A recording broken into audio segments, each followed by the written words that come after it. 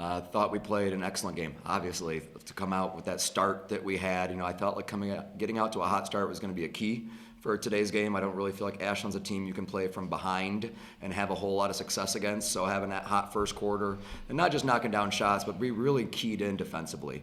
I think that's been the key to our first 2 wins. Is our defense has really locked into the game plan, and these kids have just played with so much toughness. Because even when mistakes happen, and they happen all the time, we played with toughness, got our hands on the basketball, and playing with that lead. I think that was a huge key for most of this game. They made some of their runs, but we were able to keep making a big play every time they made a run. We were able to get a little bit of an answer. So obviously it got a little close for comfort there at the very end, but they're the defending national champions. That's going to happen. They're not going to go away quietly. So for our kids to have the resolve to really buckle down and make the key plays down the stretch, get the key stops, and ultimately the key rebounds, I couldn't be more proud of this group to knock off an amazing team.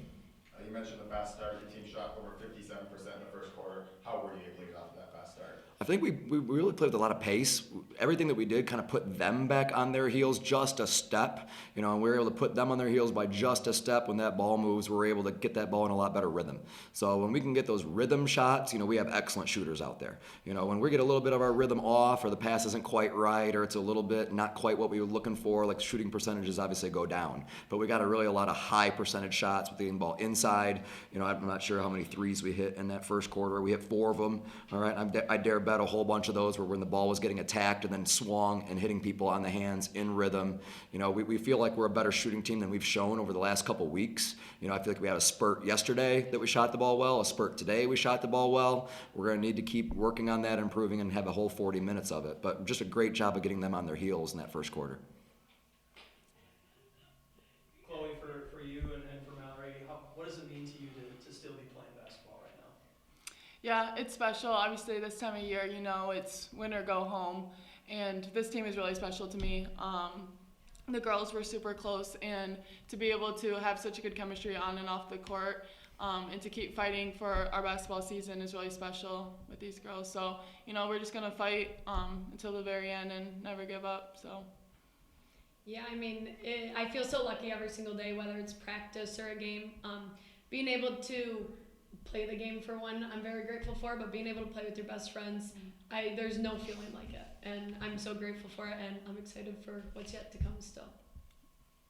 Then Mallory, speaking of that big lead, you kind of had to know Ashland was going to make a run at some point. They made multiple throughout their game. How do you just keep that same mentality of, okay, they're going to come back, we just got to make some shots and get some stops? Yeah, absolutely.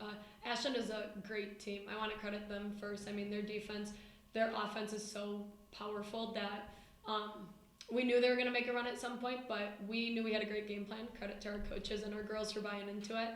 I think the biggest thing was knowing that we're a powerful offense too. So knowing they might get a couple on us, but they're not going to be able to stop us either. So as long as we could match them at least on some buckets, we knew that we built up a lead in the first quarter that hopefully we could play with. And then Chloe, this is the second time you all have beat Ashland this year, but only 2 losses. How have you kind of had their number this year? What about your team do you think gives them trouble? Honestly, like Mel said, give them credit. They're a great team. You can never relax with them. Keep pushing to the end. One of our core values is grit, and it's something that we get to practice every single game, honestly, in the league, because it's such a good league. So just to have that experience and then to be able to take it into the NCAA playoff games, it really helps us. Playing all 40 minutes and never giving up. So honestly, it's just like the grit that we accumulated over the season, and just never giving up, just playing with confidence, and playing to the end. Coach, when we talked earlier this week, you knew that going into the tournament, your defensive effort was going to have to be really, really strong, and it has been through 2 games. Talk about the buy-in from your players to commit to playing that hard of defense each game. You hit the nail on the head when you said buy-in. All right, they trust what we're putting them in. They trust the situations. They understand that mistakes are going to get made. But more than like just trusting that buy-in, like they believe that they can play through when things start not going well.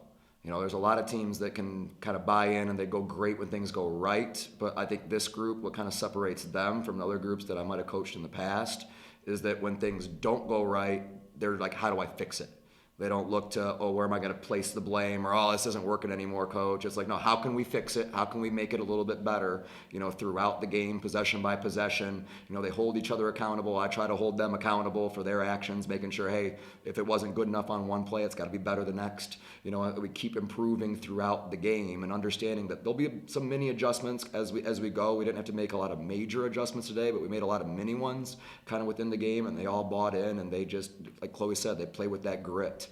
Because you can have the best plan in the world, but if you don't have players that are tough and that are just flat out winners, all right, it's not going to be worth much. All right, and these guys they're tough and they're winners. All right, Coach, advancing to Monday's championship game, going to be facing a familiar foe in either Grand Valley or Northern.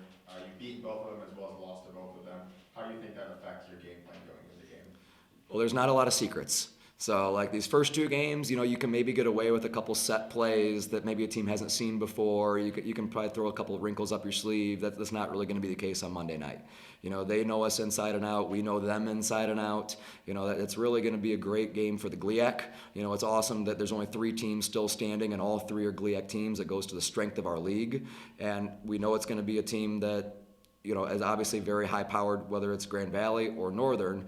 They both present some different challenges for us. Obviously, I'm not biased on what team I want to see. Whoever we see is going to be a team that just got done beating 2 really good teams. That's going to be a team that we lost to the last time we played them.